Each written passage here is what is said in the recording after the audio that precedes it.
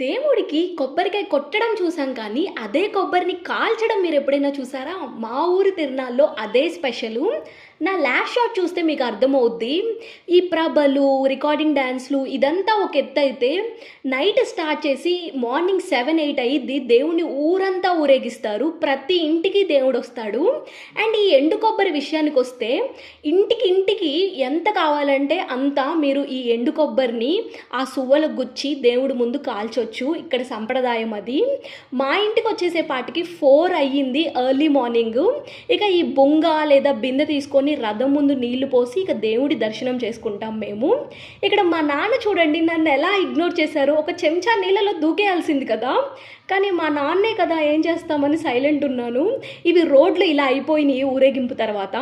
ఇక పైనుంచి వ్యూ చూపిస్తున్నాను చూడండి. ఇంకా కాలుస్తూనే ఉన్నారు. మీకు నచ్చితే సబ్స్క్రైబ్ చేయండి and do like the video.